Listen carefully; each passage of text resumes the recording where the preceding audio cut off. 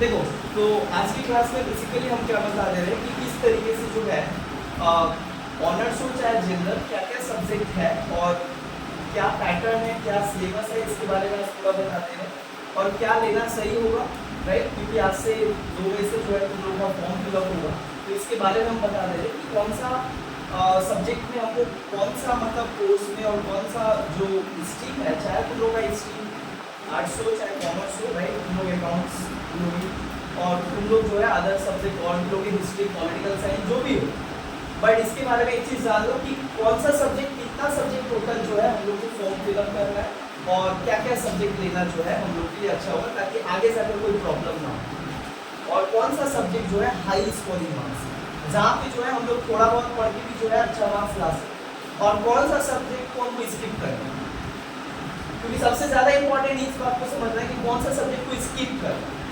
Because वो subject जो है मतलब ऐसा है कि मानो तुम्हारा सारा पेपर क्लियर हो गया, लेकिन ये एकमात्र ऐसा सब्जेक्ट है जो क्लियर करना काफ़ी ज़्यादा टफ है। पूरा अच्छे से समझते हैं कि क्या है क्या है। देखिए, सबसे पहले हम बताते हैं कि बीए और बीकॉम, बीए और बीकॉम के जितने भी स्टूडेंट हैं, राइट, उनको क्या क्या सब्जेक्ट जो है, कितना सब्जेक्ट लेना होगा बीए और बीकॉम। सबसे पहले बताते हैं, देखो बीए और बीकॉम का जो है 4 साल का है, तुमको पता है, बट 4 साल का मतलब क्या है, 3 साल ग्रेजुएशन है, याद रखना। जैसे पहले था 3 साल का ग्रेजुएशन था वैसा ही है, बट 1 साल का क्या है, यहाँ पे लास्ट का जो 2 सेमेस्टर होगा, राइट, दैट मीन 4 साल में 3 साल तुम्हारा ग्रेजुएशन होगा और 1 साल क्या होगा, रिसर्च पेपर होगा। 1 साल क्या होगा, रिसर्च पेपर होगा। और इसका बेनिफिट सुन लो, ये रिसर्च पेपर वही स्टूडेंट कर पाएंगे जो तीनों सेमेस्टर में 75% SGP आया है, जिनका 75% आया है पूरे 3 सेमेस्टर मतलब पूरा ग्रेजुएशन में, वही स्टूडेंट एप्लीकेबल है ये 1 साल के रिसर्च पेपर को करने के, इसको कहते हैं रिसर्च कोर्स। और ये 1 साल का रिसर्च कोर्स वही करेंगे जिनका 75% ग्रेजुएशन में आया हुआ है, वो चाहे बीए ऑनर्स का हो चाहे जनरल हो चाहे बीकॉम। समझ में आया? 4 साल का है। दूसरी, जब तुम लोग फॉर्म भरोगे कोई भी कॉलेज का, तो वहां पे सबसे पहले क्या हुआ दिखाएगा तुमको, BA honours and honours, BA honours multi disciplinary course 4 years, 4 साल का दिखाएगा। जिसको ऑनर्स करना है वो 4 साल में करोगे तुम लोग, और जिसको बीए जनरल लेना है, इसका मतलब होता है जनरल पढ़ना है, मेरे को कोई ऑनर्स वगैरह नहीं करना है, राइट। सो वो लोग नॉर्मली क्या करेंगे, नीचे दिया है बीए जनरल 3 इयर्स कोर्स, तो तुम लोग 3 साल का करोगे, 3 साल का ही ग्रेजुएशन है, बट 1 साल किसका है, जो ऑनर्स लेगा उसको रिसर्च पेपर करना। मतलब तुम लोग मान लो अकाउंट्स लोगे, 1 साल तुमको भी ये पढ़ना होगा, 1 साल रिसर्च पेपर पढ़ना होगा, और वैसे ही तुम लोग का भी होगा। 4 साल के बाद जो है, यहाँ पे जब हम लोग फॉर्म भरेंगे तो देखो क्या क्या है। सबसे पहला जो हम लोग को सब्जेक्ट होगा, टोटल 7 सब्जेक्ट हम लोग को जो है फॉर्म फिलअप करना है।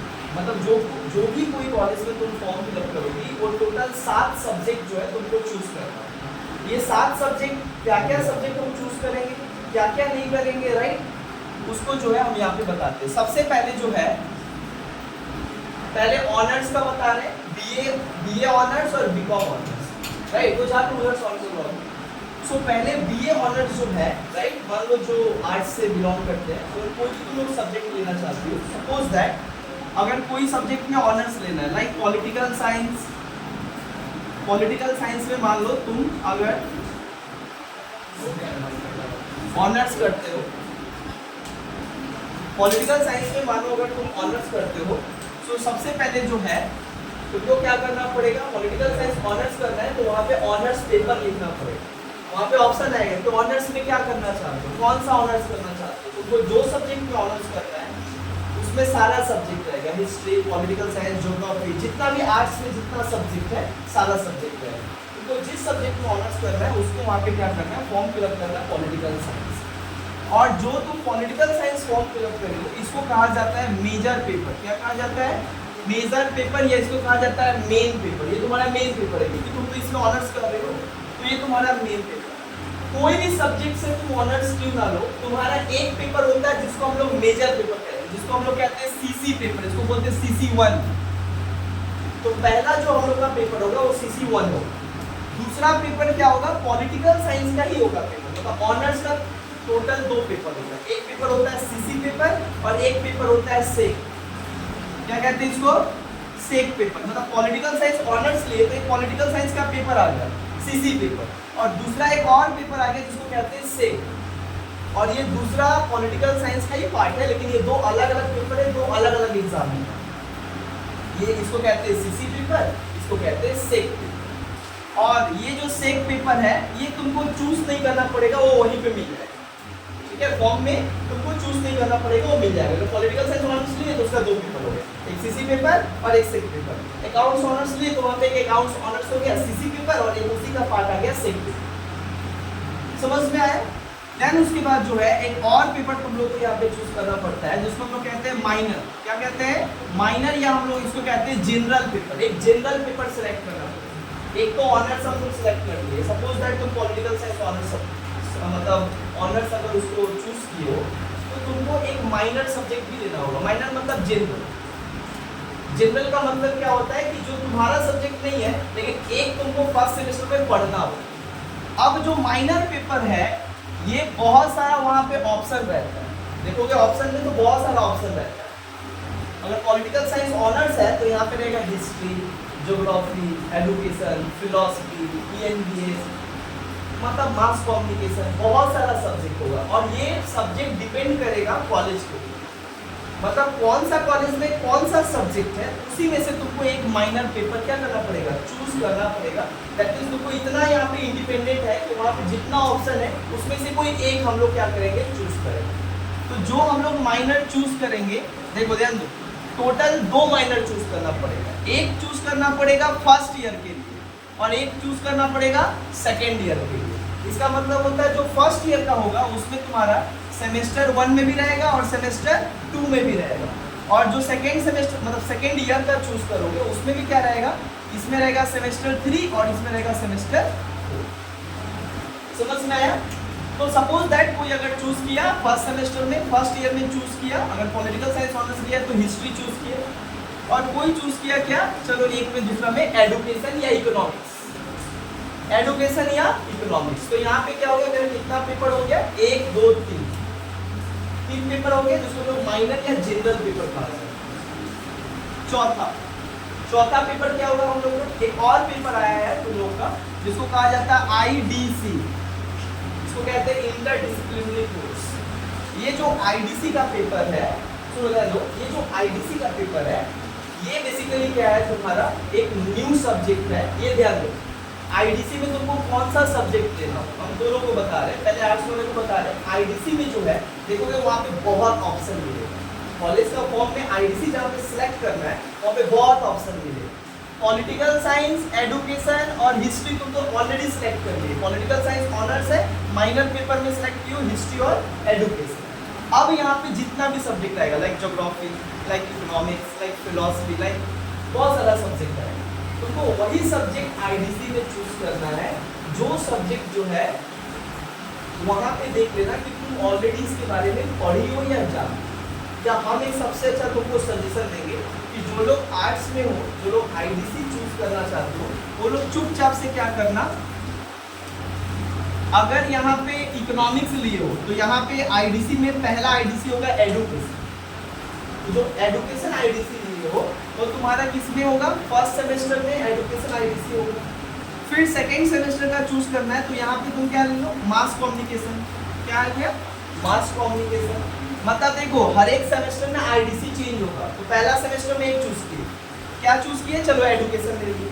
फिर जब सेकेंड सेमेस्टर में जाओगे तो एडुकेशन हट गया, तुम्हारा एग्जाम हो गया। दूसरा सेकेंड सेमेस्टर में दूसरा चूज करना पड़ेगा, तो दूसरा सब्जेक्ट लेना पड़ेगा, मास कम्युनिकेशन। तो ये सबसे अच्छा है, मास कम्युनिकेशन, एडुकेशन, ये सब अच्छा सब्जेक्ट है, तुम इसको ले सकते हो। ये तुमको कोई प्रॉब्लम नहीं होगा, इजी सब्जेक्ट है, पढ़ के आराम से निकाला जा सकता है, ये पेपर को निकाला जा सकता है। समझ में आईडीसी। पांचवा पेपर क्या होगा हम लोग का, पांचवा पेपर जो है उसको हम लोग कहते हैं सीबेक।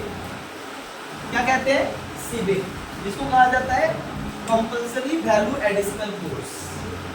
ये जो सीबेक कोर्स है ये बेसिकली क्या है, तुमको सेलेक्ट नहीं करना पड़ेगा, ये ऑलरेडी तुमको सिलेक्टेड है। मतलब ये वहां से ही क्या है, कंपलसरी है, तुमको पढ़ना ही पड़ेगा। सीबेक एक और छठा क्या हो गया ENVS, ये भी क्या है कंपलसरी है। तो कौन सा कंपलसरी है? सीबेक कंपलसरी है सबके लिए, चाहे बीए करो, चाहे बीकॉम करो, चाहे बीएससी करो। इसलिए वहाँ पे ऑप्शन देते बीए, बीकॉम, बीएससी। चाहे तुम बीए करो, चाहे बीकॉम करो, चाहे बीएससी करो, तुमको ये सब्जेक्ट पढ़ना पड़ेगा। सीबेक कंपलसरी सब्जेक्ट है, ENVS कंपलसरी सब्जेक्ट है, और एक और सब्जेक्ट है सातवां जिसको कहते हैं AECC। AECC में ऑप्शन मिलता है, बट ऑप्शन क्या, बहुत सारे कॉलेज ऑप्शन नहीं देते। AECC में तुम लोग क्या लोगे, एक तो लोगे तुम लोग अल्टरनेटिव इंग्लिश या कम्युनिकेटिव इंग्लिश। क्या लोगे, कम्युनिकेटिव इंग्लिश या अल्टरनेटिव इंग्लिश। ये क्या होता है, बड़ा इजी होता है, सबसे इजी होता है। AECC जो पेपर होता है, तो ये तीन पेपर क्या है, आर्ट्स में भी सेम है, कॉमर्स में भी सेम है, और साइंस में भी सेम है। और ये जो तीनों पेपर है, सीबेक, ENVS, AECC, ये तीनों सबसे इंपॉर्टेंट पेपर है, कंपलसरी पेपर है, साइंस के लिए भी है, आर्ट्स के लिए भी और कॉमर्स के लिए भी। तुमको ये पढ़ना पड़ेगा। ये टोटल 7 सब्जेक्ट यहाँ पे हो गए, समझ में आया। AECC क्या है, इंग्लिश रूट होगा, अल्टरनेटिव इंग्लिश या कम्युनिकेटिव इंग्लिश। ये बेसिकली क्या होगा तुम्हारा, अल्टरनेटिव या कम्युनिकेटिव इंग्लिश, कोई भी चूज कर सकते हो। यहाँ तक क्लियर हुआ, आगे समझाओ। सुनो, ये जितना 7 सब्जेक्ट है, ऑनर्स लो चाहे जनरल लो, इसका मतलब होता है चाहे तुम ऑनर्स से पढ़ो, चाहे तुम जनरल 3 साल का पढ़ो, ये 7 सब्जेक्ट सबका है।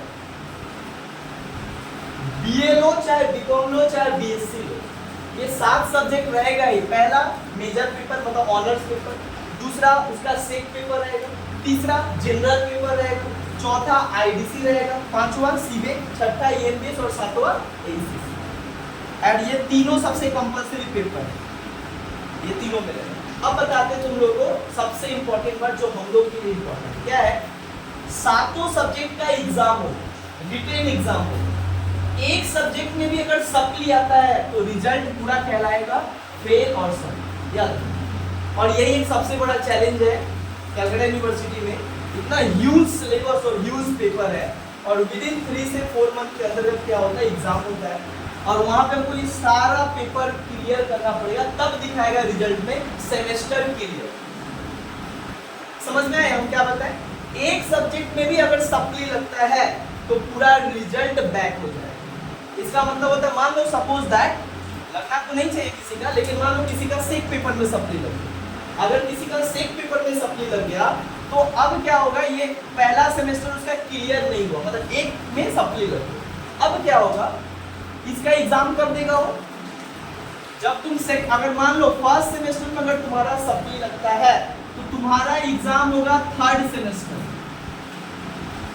मतलब अगर हम एग्जाम देते हैं आज और हम एक सब्जेक्ट में सप्ली खाते हैं, तो मेरा एग्जाम, ये जो सप्लीमेंट्री एग्जाम है, जो सब्जेक्ट में सप्ली है, उसका फिर एग्जाम कब होगा, ये फिर एग्जाम होगा जब हम 3rd सेमेस्टर में चल जाएंगे। मतलब फर्स्ट क्रॉस किए, सेकंड में गए, सेकंड क्रॉस किए, 3rd में गए। जब 3rd का एग्जाम देंगे तो साथ में फर्स्ट का भी एग्जाम देना पड़ेगा। मतलब बोझ, एक तो तुम्हारा क्या है, 3rd सेमेस्टर का 7 पेपर, ऊपर से एक और बोझ है कि भाई फर्स्ट सेमेस्टर का भी एग्जाम निकालना है, उसका भी पेपर, एक साथ प्रिपरेशन करना पड़ेगा और एग्जाम तुमको देना पड़ेगा, जहाँ पे टाइम बहुत कम होता है। तो देखो, सप्लीमेंट्री से डरना नहीं होता है, लेकिन एक बात है कि ज्यादा सप्ली अगर आ गया, मान लो 1-2 पेपर में, 2-3 पेपर में आ गया तुम्हारा, तो तुम क्या करोगे, 3rd सेमेस्टर का प्रिपरेशन करोगे या फिर फर्स्ट सेमेस्टर का सप्ली निकालोगे, कि जो मेरा मेन फ्रेश जो पेपर है वो निकाल। ये दिक्कत होता है कलकत्ता यूनिवर्सिटी के स्टूडेंट। समझ में है एक चीज, तो हम लोग को क्या समझ में आया, सातों पेपर को सही सलामत निकालना, यही एक सबसे बड़ा क्या है, चैलेंज। चलो आगे समझाते हैं।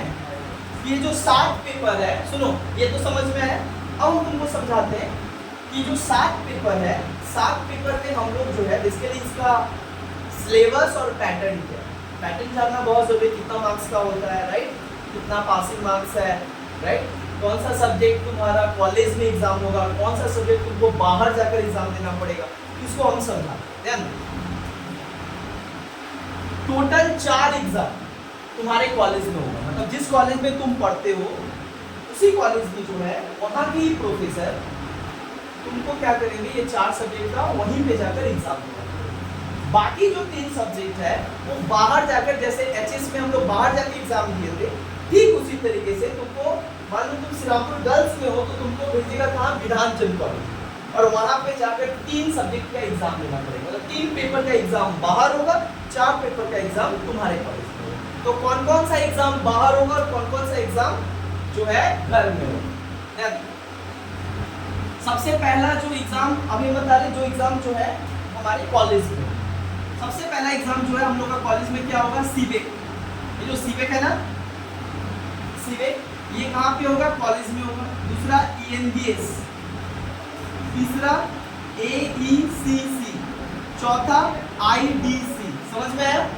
ये 4 एग्जाम जो है कॉलेज में होगा, मतलब 4 एग्जाम कॉलेज कंडक्ट करवाएगा। मतलब ये 4 एग्जाम के लिए तुम जिस कॉलेज में पढ़ते हो ठीक उसी कॉलेज में जाके तुमको एग्जाम देना पड़ेगा, बट वो कॉलेज डिपेंड करेगा कि कब वो एग्जाम तुम्हारा से, मतलब ये एग्जाम कब तुम्हारा कंडक्ट करवाएगा। दूसरा, अब वो कौन सा सब्जेक्ट है, जो बाकी जितना बचा सब्जेक्ट है वो सब कहाँ होगा, बाहर। मतलब मेन पेपर जो है, मेन पेपर क्या है, जो एक ऑनर्स पेपर है, मतलब CC पेपर, जिसको CC1 कहते हैं, समझ में आएगा, CC1। दूसरा सेट पेपर, तीसरा माइनर पेपर, माइनर मतलब जनरल। और ये जो तीनों पेपर है इसका एग्जाम कहाँ पे होगा, इसका एग्जाम तुमको सेंटर अलॉट किया जाएगा। इसका मतलब होता है बाहर जाकर एग्जाम देना पड़ेगा। इसी समझ में आया हमको, 4 और 3 7 कहाँ पे क्या एग्जाम। अब ध्यान दो कि कितना मार्क्स का है वो एग्जाम, कौन कौन सा सब्जेक्ट कितना मार्क्स का है। मार्क्स जाना बहुत जरूरी है, वहाँ पे हम लोग 100 करते हैं, बट यहाँ पे 100 नंबर का कोई एग्जाम नहीं होता। समझ आए?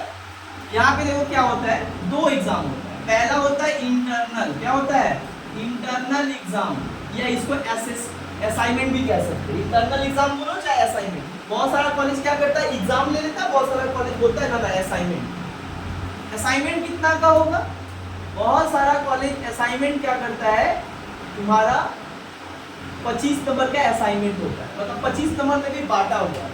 कैसे बांटा हुआ है, 25 नंबर में तुम्हारा 15 मार्क्स का प्रोजेक्ट होगा, मतलब तुमको लिख कर घर से जाके जमा देना पड़ेगा एज यूजुअल, जैसे क्लास 2 में तुम लोग जमा दिए, बट थोड़ा चेंज होगा। असाइनमेंट तुमको पढ़ के रिव्यू करके देन तुमको लिखना होगा, शॉर्ट में लिखना होगा, है ना, जहाँ पे तुमको बोला जाएगा कि 1000 वर्ड में लिखो।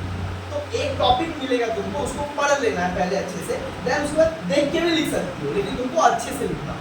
वो तुमको 15 मार्क्स का, और 10 मार्क्स का जो बचा, और जो 10 मार्क्स बचा इसका क्लास टेस्ट हो। क्लास टेस्ट हो कहने का मतलब होता है कॉलेज में जो मैम पढ़ाती है वो तुमको पहले ही बता देगी कि इतना तारीख को हम एक टेस्ट है, और वो 10 मार्क्स का टेस्ट है, जिसका जितना आएगा वो ऐड होगा। किसमें ऐड होगा, इंटरनल एग्जाम। सो जिसमें तुम्हारा जितना आया, अब ये तुम्हारा 25 मार्क्स। समझ में आया, एक क्लियर हुआ ये।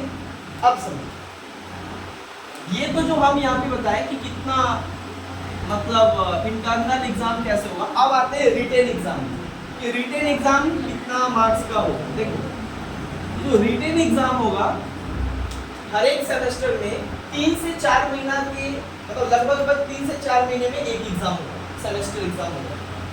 ये जो एग्जाम होगा सबसे पहले हम बताते हैं, देखो इसका बताते हैं सीबेक। जो सीबेक है, जो तुम्हारा सब्जेक्ट है, इसका कितना मार्क्स का एग्जाम होगा, 50। इसमें कोई इंटरनल एक्सटर्नल नहीं है, मतलब इसमें ये सब एग्जाम देना नहीं है, टोटल मार्क्स ही क्या हो गया, 50। और ये जो सीबेक कितना मार्क्स का रहेगा, 50 मार्क्स का रहेगा। ENVS कितना मार्क्स का रहेगा, 50 मार्क्स का रहेगा। ACC कितना मार्क्स का रहेगा, 50 मार्क्स का रहेगा। और ये जो IDC है, IDC का मतलब ये जो तुम्हारा इंटरडिसिप्लिनरी कोर्स है, ये भी कितना मार्क्स का रहेगा, 50। मतलब ये जो 4 सब्जेक्ट है जो कॉलेज में होगा वो कितना मार्क्स का होगा, 50। अब बताते हैं कि जो बाहर होगा वो कितना मार्क्स का होगा। वो सेम नहीं है, इसका मार्क्स डिस्ट्रीब्यूशन जो है थोड़ा अलग है। जो CC1 है, जो तुम्हारा मेन पेपर है, जो तुम्हारा ऑनर्स पेपर है, like accounts, like political science, history, जो भी, इसका एग्जाम कितना मार्क्स का होगा, रिटेन 70। सेक पेपर का एग्जाम कितना का होगा, 50। और माइनर पेपर मतलब जो जनरल सब्जेक्ट तुम चूज किए उसका कितना का होगा, 75। मतलब 2 75, बाकी 5 50 मार्क्स का होगा। लेकिन ये तुम्हारा सातों सब्जेक्ट तुम्हारे लिए इंपॉर्टेंट है। क्यों? क्योंकि एक सब्जेक्ट में भी सप्ली आने से क्या होगा, पूरा सेमेस्टर मेरा सप्ली हो जाएगा, मतलब तुमको एग्जाम फिर से देना ही पड़ेगा। हाँ, लेकिन एक बात, जिस सब्जेक्ट में तुम्हारा सप्ली आएगा उसी सब्जेक्ट में तुमको थर्ड सेमेस्टर में एग्जाम देना पड़ेगा। ये नहीं कि एक में आ गया तो सब देना पड़ेगा ना, जिस सब्जेक्ट में सप्ली आया है वही एग्जाम तुमको देना पड़ेगा थर्ड सेमेस्टर में। सपोज दैट तुम लोग कभी फर्स्ट सेमेस्टर में जाओगी तो फर्स्ट सेमेस्टर में अगर किसी का सप्ली आया तो कब देगा, थर्ड सेमेस्टर में। सेकेंड सेमेस्टर में अगर किसी का सप्ली आया तो कब देगा, फोर्थ सेमेस्टर में। देन अगर किसी का थर्ड में आया तो फिफ्थ, और किसी का भगवान दया से फोर्थ में आ गया तो कब होगा, सिक्स, और किसी का सिक्स मतलब फिफ्थ में आया तो सेवन, ऐसे ऐसे करके होगा। लेकिन यहाँ तक अगर सप्ली लगा तो ठीक, फर्स्ट सेमेस्टर में चलो एक तो अगर आ गया, बट आना किसी का नहीं चाहिए। बता रहे अगर आ गया तो क्या करोगे, तो आ जाने के बाद क्या होगा, तुमको थर्ड सेमेस्टर एग्जाम देना पड़ेगा और कोई तुम्हारे पास ऑप्शन नहीं। हाँ, तुम्हारे पास ऑप्शन है रिचेक, लेकिन वो बेवकूफ़ी है कलकत्ता यूनिवर्सिटी में रिचेक करवाना, बहुत कम ऐसा मार्क्स होता है जहाँ पे बढ़ता है। हाँ, लिख कर आए 80 में 80 तुमको दिया है 2 मार्क्स तो you can proceed, that means तुम चेक करवा सकते हो। बट तुम लिख कर आए हो ही 25 मार्क्स का और दिया ही है तुमको 12 मार्क्स, तो वहाँ पे तुम रीचेक करवाओगे, सोचोगे कि 8 मार्क्स बढ़ जाएगा तो पास हो जाएंगे। 8 मार्क्स कभी नहीं बढ़ा, 1 मार्क्स बढ़ता है कि 8 मार्क्स कहाँ से बढ़ेगा, समझ में आया है ना। चल, तो ये सारा चीज़ जो है, जो सबसे इम्पोर्टेंट चीज़ था, एग्ज़ाम कैसे होगा, कितना सब्जेक्ट क्या होगा, ये सारा चीज़ हम बता दिए। ध्यान दो, सुनो, 2 बात जो है और बताना है, जिसके बाद जो है ये कंप्लीट हो जाएगा कि हमको क्या कैसे क्या करना है। जो एग्जाम पैटर्न होगा वो हर एक सब्जेक्ट का पैटर्न अलग अलग है। जैसे मान लो तुम कोई भी ऑनर्स लियो तो ऑनर्स पेपर तो 75 मार्क्स का होगा, और जो जनरल पेपर होगा वो भी 75 मार्क्स का होगा, बाकी सारा 50 मार्क्स का होगा। 5 सब्जेक्ट जो है वो 50 मार्क्स, और बाकी केवल सीसी पेपर और माइनर पेपर, यही केवल क्या होगा, 75 मार्क्स। और सीसी पेपर और माइनर पेपर का ही क्या बनाना है तुमको, असाइनमेंट के, क्योंकि 25 मार्क्स इसमें ऐड होगा तो टोटल 100 हो जाएगा, है ना।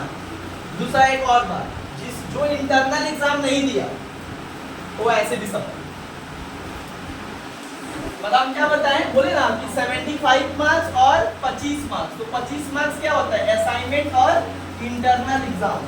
तो ये जो 25 मार्क्स है, मान लो अगर कोई 25 मार्क्स के एब्सेंट रहा, दिया ही नहीं, तो यहाँ पे तुम बैठ ही नहीं पाओगे रिटन एग्जाम में, और रिटन एग्जाम में बैठ के भी तुम नहीं निकाल पाओगे। इतना धुरंधर नहीं हो कि 75 में तुम जो है मार्क्स मतलब मार्क्स जो है तुम्हारा 30 पार हो जाए, नहीं ला पाओगे।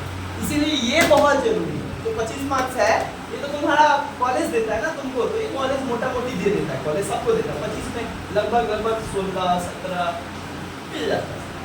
यही 16-17 क्या करता है, वहां पे अगर 20 या 15 आ जाता है तो खेल ढाल के तुमको क्या करता है, 30 पार ले जाता है, एंड तुम पास हो जाए। एक और बात, कलकत्ता यूनिवर्सिटी में थोड़ा परसेंटेज नहीं होता है। क्या होता है, अभी तक हम लोग परसेंटेज में बात करते थे क्लास 12 तक, बट यहाँ पे परसेंटेज नहीं होता है। कॉलेज में और सेमेस्टर में क्या होता है, SGPA होता है। क्या होता है, SGPA होता है।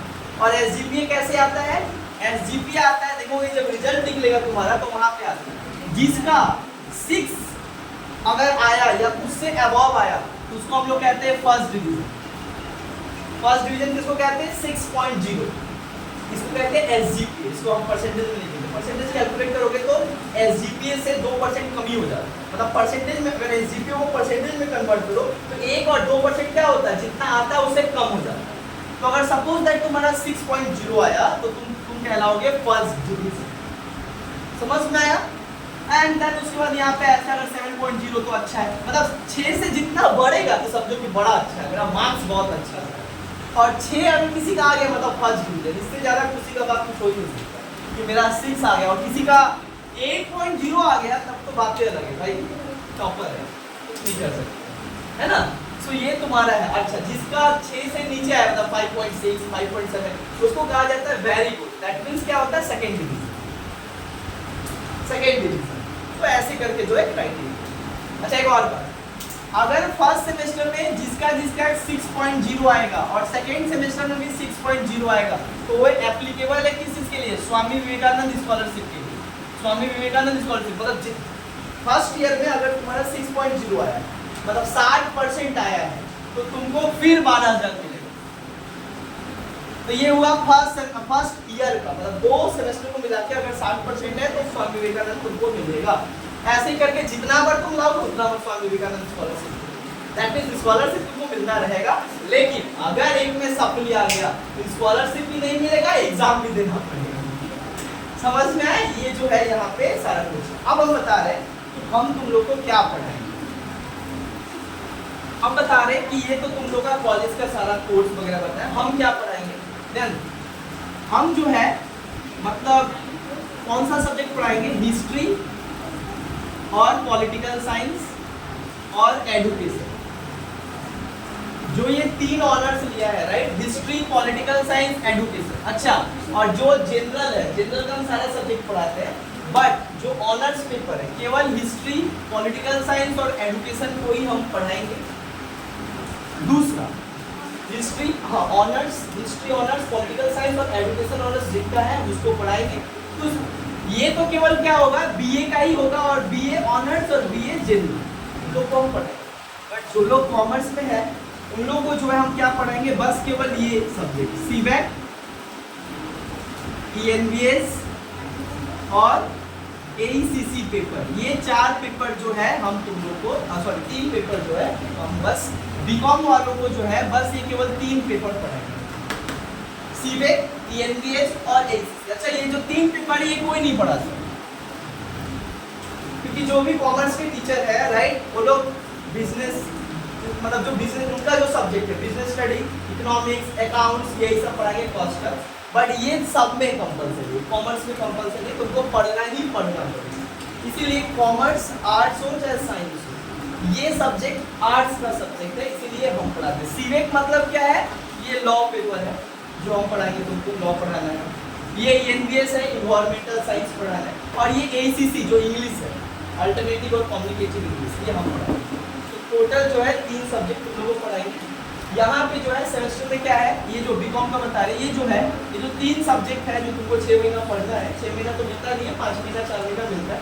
तो ये बेसिकली तीनों सब्जेक्ट का जो है ये पैकेज है तुम्हारा 4149 है। दैट मींस एक बार में ही जो है ये तुमको पूरा एक सेमेस्टर का जो है तुमको ये पढ़ना है, मतलब 1499 है, एक बार ही देना है।